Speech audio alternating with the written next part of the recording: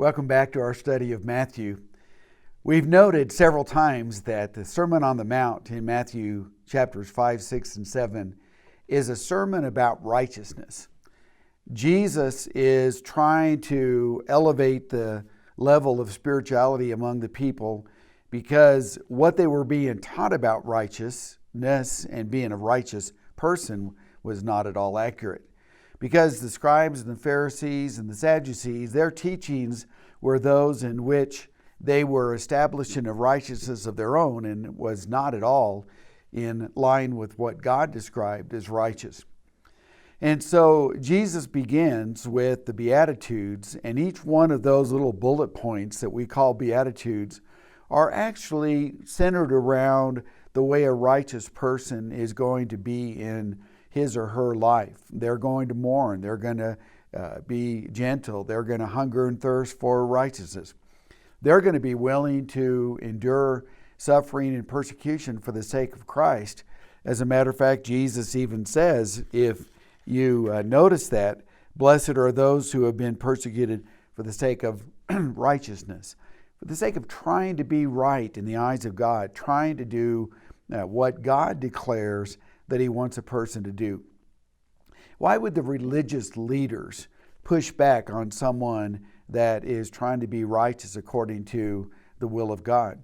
Well, it's because they have established a righteousness of their own. And so when you're trying to do something different than what it is they're saying, it really is an offense to them. You are in one way insulting them and saying that you do not respect them and you do not respect their authority. So Jesus is coming and he says that unless your righteousness surpasses that of the scribes and Pharisees, you will not enter into the kingdom of heaven. So with that shocking statement, Jesus is laying it out that you're going to have to do better than what it is that those religious teachers are and what those religious teachers are teaching. Well, what are they teaching? The rest of chapter 5, Jesus gives 6 areas, I call them contrasts, of what their definition of righteousness is versus the true definition of righteousness. And let's review briefly what Jesus mentioned in those areas. First of all, they, based on the Old Testament law and the 10 Commandments, thou shalt not kill. But that was the absolute one and only aspect of that.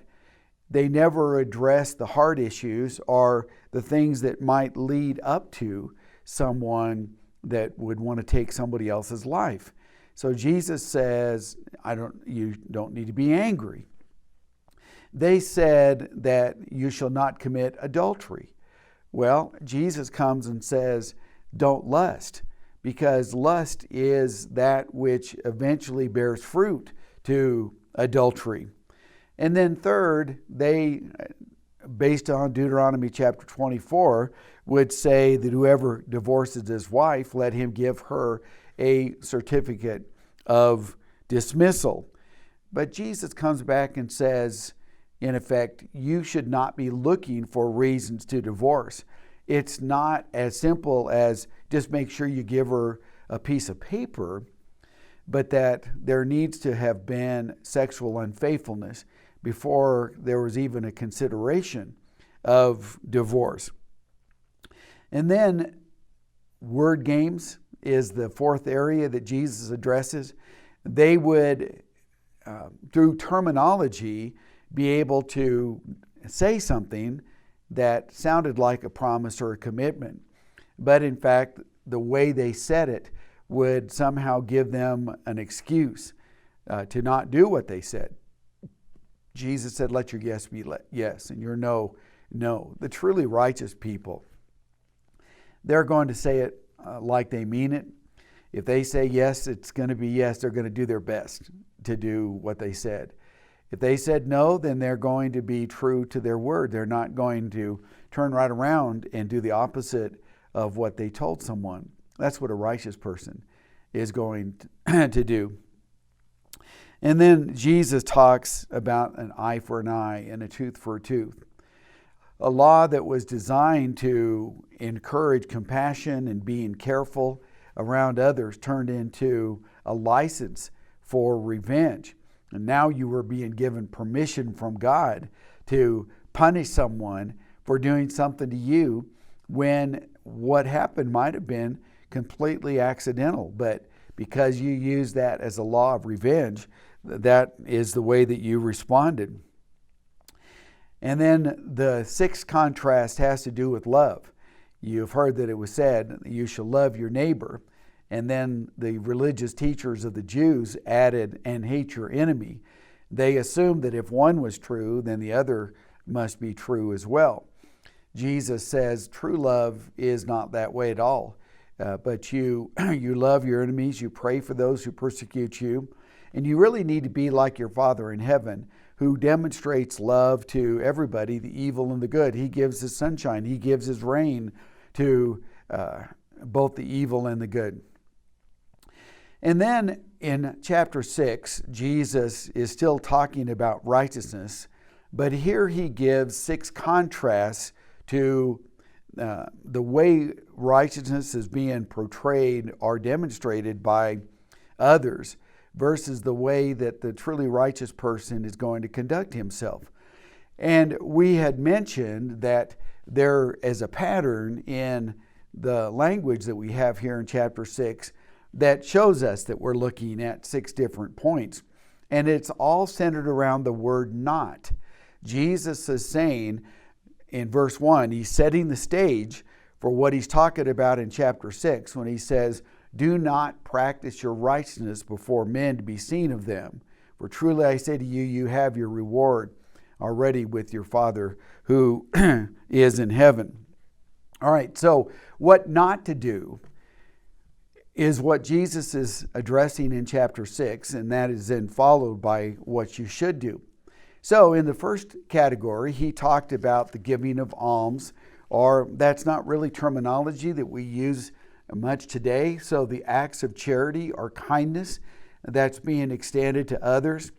And the religious leaders love to put on a big show so that everyone could see what it was that they were giving for someone else and their love and their sacrifice through that gift.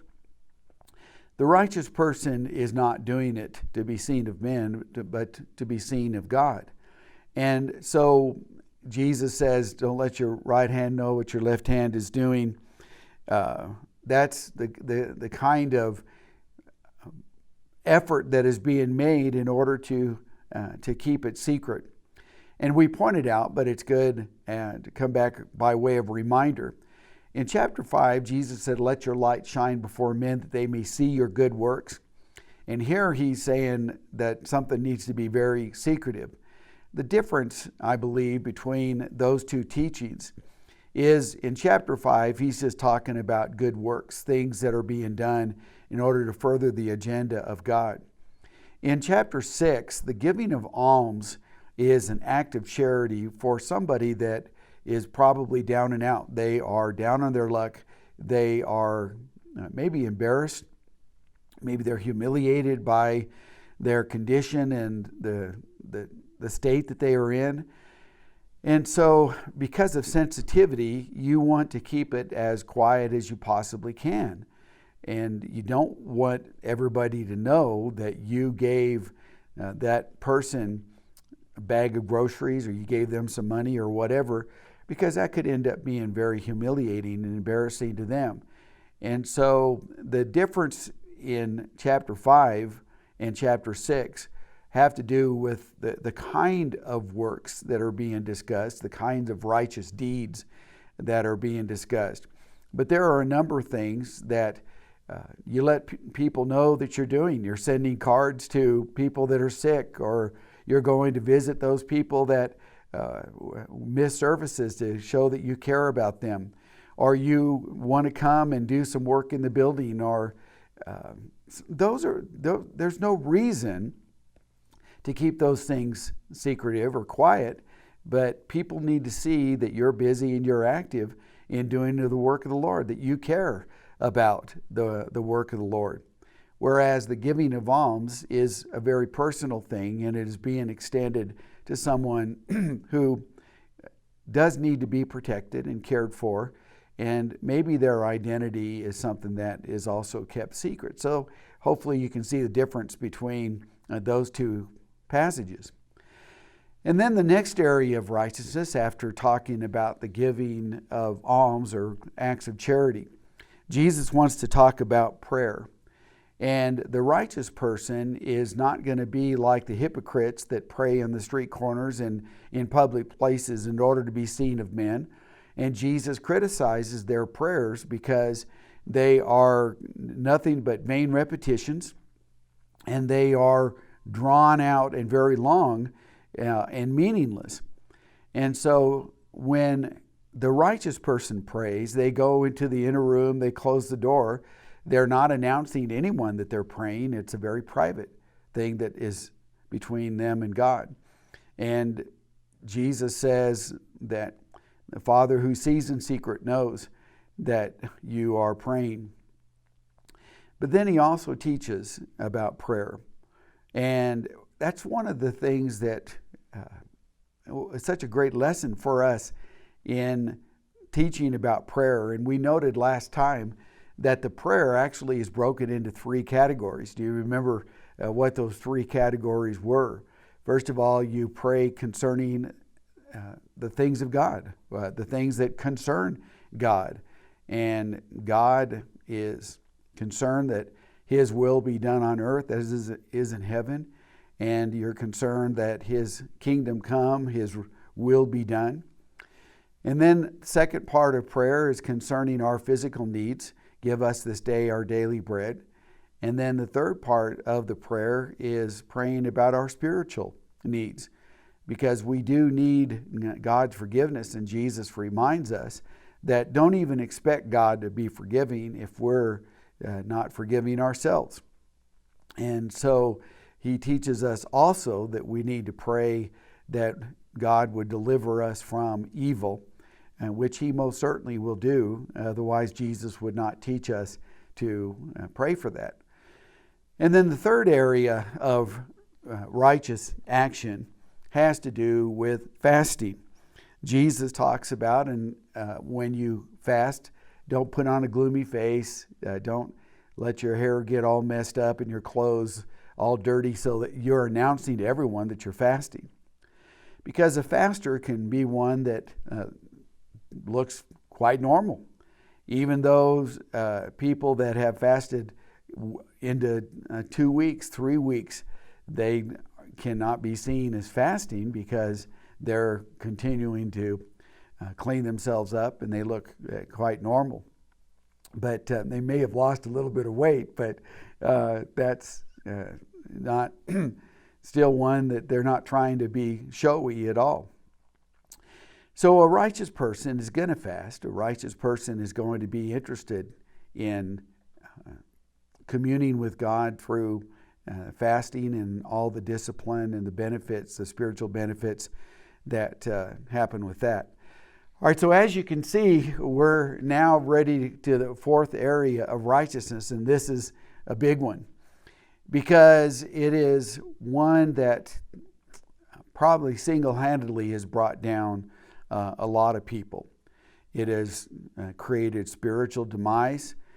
And Paul talks about the harsh reality of what money does to the spiritual person in 1 Timothy chapter 6 and really verses 6 through 10. We'll talk about that passage in a little bit, but notice what Jesus says.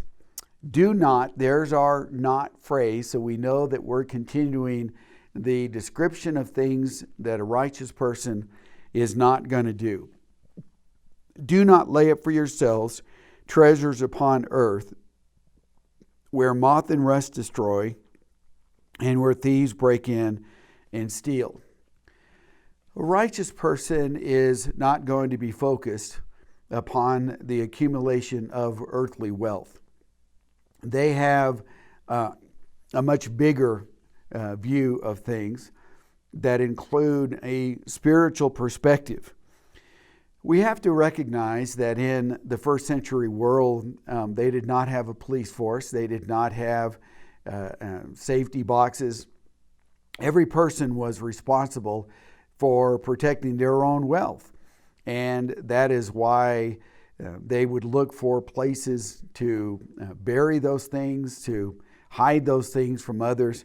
Jesus even has a couple of parables in Matthew 13 about treasures that are hidden in a field. Well, what are they doing being hidden in a field? Well, a person was trying to protect their wealth. But you've got three problems with the accumulation of earthly wealth. And that is, you can have it be something that can grow corrupt, or if your wealth is in clothing, the moth can eat it. Where it talks about rust destroy, really not sure that the Greek is talking about something that rusts per se, because their wealth as far as precious metals would have been something that didn't rust. But Jesus could be talking about something in a general sense that it just becomes corrupt. And then third, where thieves break in and steal. Their houses were not secure fortresses like maybe we're used to seeing today with security alarms and so on. They were like mud huts. They were very easy to break into, and thieves knew that. And so if a person kept their wealth somewhere in their house, then it could easily be broken into and that money be stolen. The point is that whatever effort they may be making in order to protect their earthly wealth, it could all be for naught. It could be here today and gone tomorrow through corruption or through somebody stealing it. So a righteous person who knows that to be the reality of accumulated earthly possessions is instead, verse 20, Jesus says, lay up for yourselves treasures in heaven. All right, there's a concept that shows that you've really got only one of two options when it comes to what you're going to do with earthly wealth. You're either going to store it here or you're going to store it there. And by storing it in heaven, this is terminology that Jesus doesn't elaborate on here, but it certainly entails the idea of you're giving your money for the work of God. You are advancing the agenda of God, the work of the Church of Christ, in order to have the gospel be spread into all the world. And that takes money. And it is God's plan that the financing of His spiritual work be through the free will contributions of His people. Paul spent 2 full chapters in 2 Corinthians 8 and 9 talking about the importance of our having an attitude in which we are ready to give, and give cheerfully and give sacrificially. By doing that, we are laying up or storing up treasure in heaven. And Jesus then points out that when we do that, where neither moth nor rust destroys, and where thieves do not break in and steal. So we can accumulate earthly treasure and constantly run the risk of it being lost or stolen. Or we can lay up a heavenly treasure and not have any risk whatsoever of it ever being lost, it ever being stolen, because it is that which is protected by God. Now, the righteous person is able to differentiate between those two things, and because of priorities, recognizes that the money in heaven is a far wiser option, a righteous option, as opposed to the person that is putting all of their interest and their effort on accumulating earthly wealth. Now, this is not to suggest that it would be wrong for us to save money. For many years, I was a financial planner. I helped people with their finances, especially in thinking about their retirement years and trying to put together a game plan so that when it came time to retire, they would have the financial resources in order to continue to sustain themselves for the rest of their lives. When you got passages like Proverbs 6, verses 6 and following, where the wise man Solomon uses the ant as a case in point. Go to the ant, O sluggard. And well, the ant is one that works in the summer and then stores things because the ant knows that the winter is coming. That's what a wise person is going to do. They know that the winter of their life is going to come. And the working years is the summer of their lives. And so wisdom is such where we do need to think about those days of retirement. You know, Paul uses an interesting expression in 1 Timothy chapter 5 when talking about widows. And he is grateful for others who will sort of adopt a widow and take care of her needs. And then he says, so that the church might not be burdened. The resources the churches have are logically limited. And it is not God's plan that we be thinking about the church as our bailout plan, the church being that which is going to save us or spare us from financial ruin. That's a responsibility that we should have for ourselves, and if we are not able to do that for maybe no fault of our own, again, according to Paul in 1 Timothy chapter 5, it's up to children and grandchildren to take care of those parents and grandparents that might have some financial need. Because he says in 1 Timothy chapter 5 and verse 8 that if one won't care for his own, he is worse than an unbeliever and has denied the faith. All right, so how are you doing? How am I doing in our heavenly bank account? Are we laying up treasure in heaven? And we can do a pretty thorough assessment of our own finances and determine if we're doing a good job in that area or not. You know, the New Testament, unlike the old law of Moses, does not give a percentage of our income that we ought to give. But we know that according to Mosaic law, the tithe was 1/10 of what it is that a person made. Well, we can certainly use that as a beginning point for discussion on how much we as Christians should give. And I certainly would not agree with anybody that would say that we could give less than that.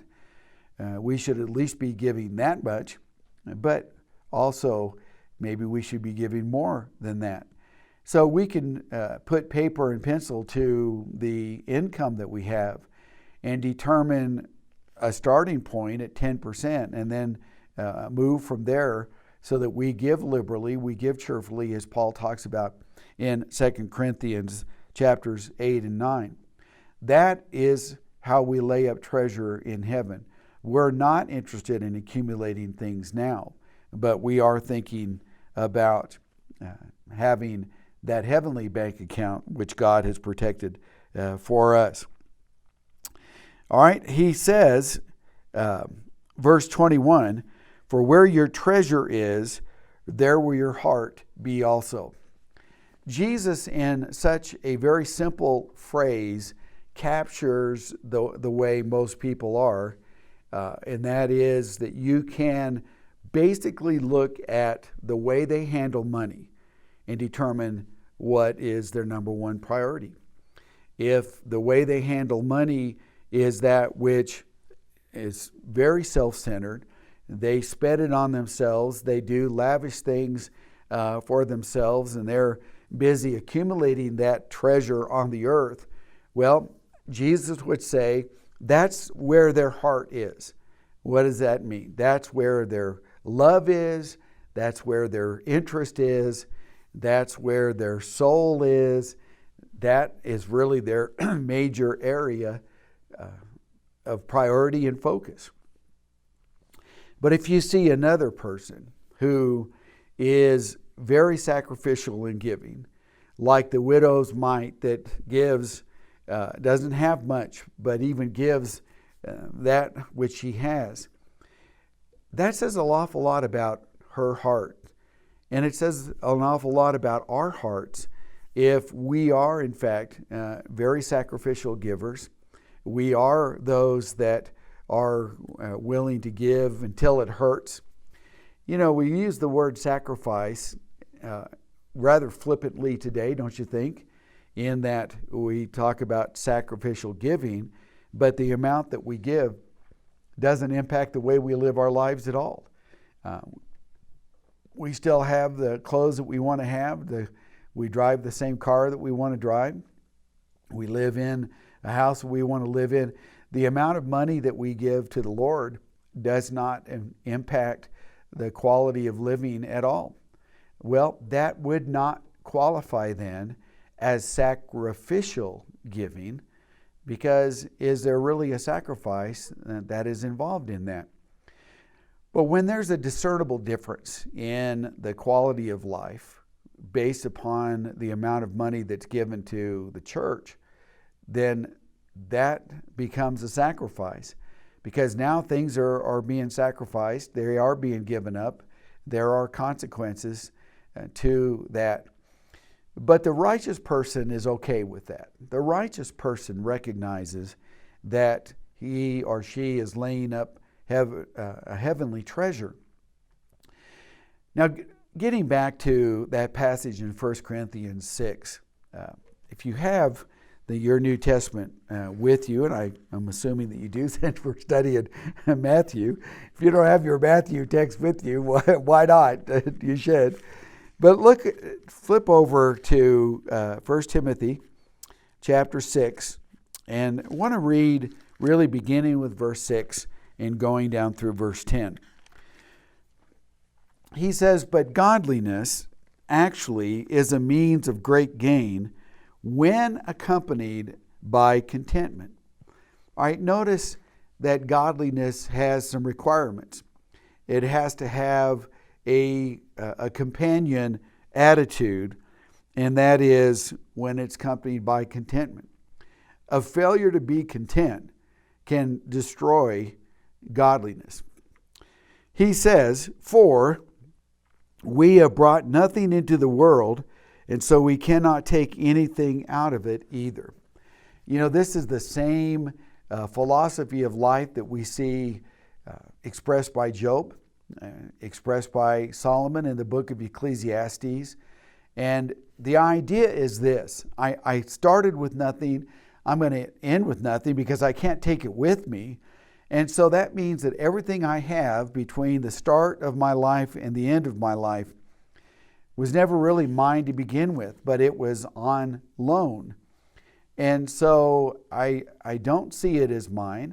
I see it as something that belongs to God, and God is gracious and kind enough to let me use it for 70 years or 80 years, however long a person should live. So we recognize that I'm not leaving with any of this earthly wealth. Remember in Luke chapter 12, Jesus told the parable of the landowner, the rich fool, who had built bigger barns in order that he could accumulate more and more. And then he said, "Soul, thou hast laid up many goods for many years to come. Take your ease, eat, drink, and be merry." And then God says, "You fool, this very night is your soul required of thee. And now who will own that which you have accumulated?" He was a fool indeed, because he had built an earthly treasure and not a heavenly treasure at all. He had nothing stored up at all for eternity. Getting back to 1 Timothy 6 then, Paul says, "And if we have food and covering, with these we shall be content." Well, I have food, I have covering, but do I have contentment? And how about you? Are you content? Do you have food? You have covering? Then there should be contentment. Now let's not forget, though, that what Paul said back in verse 6, that godliness is a means of great gain when accompanied with contentment. So I have food and covering, and so I'm content, and that contentment then opens the door for my being godly, or righteous would be a word that we would use in the Sermon on the Mount. All right, so, but if I have food and covering, but I am not content, then my desire to be godly is not going to happen. Instead, he describes people like that in verses 9 and 10. But those who want to get rich, notice he's not describing here those who are rich. He's going to do that later in verses 17 through 19. Now he's talking about those who want to get rich. So that is their focus. That is an obsession of theirs. He says, they fall into temptation and a snare and many foolish and harmful desires, which plunge men into ruin and destruction. All right, so look at the domino effect that happens when someone wants to get rich. It's a snare, it's a trap, and it leads to foolish desires. It leads to harmful desires that actually plunge men, notice the violent terminology, into ruin and destruction. And then second, he talks about those who love money. All right, so in verse 9, you want to get rich. Now in verse 10, the attitude toward money is a root of all sorts of evil. What he means by that is, think about all of the evil things that happen in the world that really have as their core impetus money. You can think about covetousness, materialism, prostitution, lying, stealing, gambling. There are so many different sins. We could make a very long list, but it all goes back to money. Well, they have wandered away from the faith, and they've pierced themselves with many griefs. The love of money is not going to bring happiness. It's not going to bring satisfaction, and it's certainly not going to establish a healthy relationship with God. All right, so let's go back to Matthew chapter 6. Jesus is saying, where your treasure is, there will your heart be also. And so a person who is fully invested in the work of the church, fully committed to what it is that the church is trying to do in doing the work of God and spreading the gospel throughout the world, that's where their heart is. And it is something that is very clear. I was reading something years ago that was saying, it was actually listing some of the most confusing passages in all of the New Testament. And on the top 10 were the next two verses that we're looking at here. The lamp of the body is the eye. If therefore your eye is clear, your whole body will be full of light. But if your eye is bad, your whole body will be full of darkness. If therefore the light that is in you is darkness, how great is the darkness? And the person that had accumulated this list said this is one of those very confusing passages that most people say really don't have any idea what Jesus is talking about. But here is a good principle of Bible study that maybe will help you in your personal Bible study. And that is when you're talking about a certain topic in some verses, and then you jump down maybe 5, 6, 7 verses later, and that topic is still being brought up, then what is in between is still talking about that same topic. So in verses 19, 20, and 21, Jesus is clearly talking about an earthly treasure. He's talking about money. He's talking about where your heart is. And then when we look at verse 24, we jump down, we skip over those two verses. Jesus is still talking about money. For no one can serve two masters, for either he will hate the one and love the other, or he will hold to the one and despise the other. Now listen, you cannot serve God and mammon. Mammon is riches, is the word that means riches. You can't serve God and riches. So we were talking about treasures and riches before. Now we're still talking about that. So when Jesus is talking about the lamp of the body being the eye in verses 22 and 23, he's still talking about money. And what he is saying is this: the lamp of the body is the eye. How you see things is going to determine how you feel about things. The attitude that you're going to have about those things, the perspective on that you're going to have regarding those things. And so the eye is really that which is going to form and determine what is inside a person. He says, if therefore, since this is true, if your eye is clear, all right, the word clear is also a word in the original language that has the idea of being strong, of being healthy, of being, really vital and very efficient. So if you've got good vision, if your eye is healthy, your whole body will be full of light.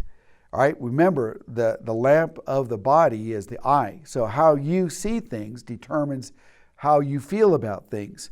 And if your eye is healthy, you've got a healthy perspective on the things that you see. In context, if you have a healthy perspective on money, you see money as not something to be hoarded, not something to be worried about, but something to be used in order to accomplish the necessities of life, and more importantly, something to be used as a means of storing up heavenly treasure. You've got good spiritual eyesight. And so your whole body, Jesus says, is full of light. Light in the Bible represents holiness and purity and truth. And so your whole body is one that really sees it right, really sees money in a correct, healthy way. Then he starts out the next with the word but. But if your eye is bad, now you don't see money in a healthy way. You see money as something you covet, like in 1 Timothy 6, 9, and 10. It's something that you crave. It's something that you desire. It's something that you love. Your eye is bad. When you look at money, you immediately have those feelings of selfishness and covetousness. Your whole body will be full of darkness. Remember, the lamp of the body is the eye. So how the eye sees money is going to impact the spiritual health of ourselves inside.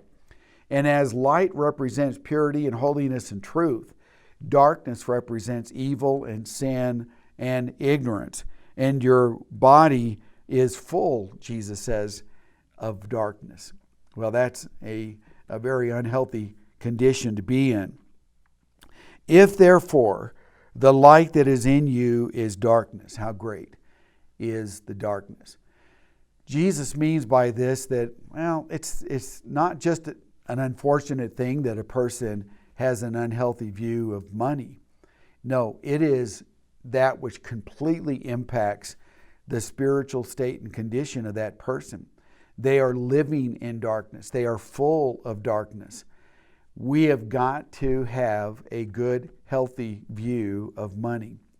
And that's why Jesus wraps up this area of righteousness by saying, no man can serve two masters. Now, Jesus lived in that first century world that was dominated by slaves and masters. And so the idea of a slave trying to satisfy two different masters, well, that wasn't going to happen. He said, for either he will hate the one and love the other. And what he means by that is you've got two masters that are telling you to do two different things. Who is it that you're going to obey? Well, if you obey this master, then you hate that one. And if you obey him, then you hate that one. He will hold to the one and despise or reject the other. You can't be in two places at one time. You can't serve both masters. And here is his point. You cannot serve God and mammon. Now I remember hearing this when I was a child, and I always thought that somehow this got messed up because the opposite of God is Satan. You cannot serve God and Satan. But Jesus certainly knows that if God is going to be replaced in modern times, he's going to be replaced by money.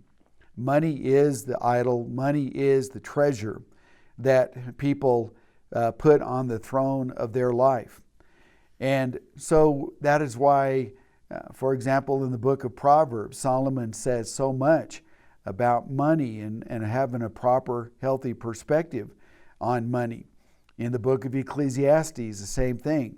And certainly Jesus is warning us, teaching us here, just like Paul did in 1 Timothy 6, that we have to have an eye that is full of light and see money only as something that's on loan, something that is given to us so that we can further the agenda and the work of God.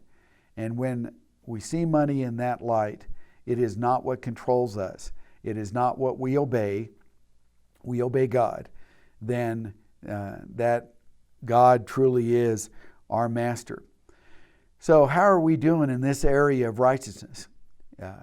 It's so easy to be overcome with materialistic feelings and ideas and thoughts because that's the emphasis that we have in our world today.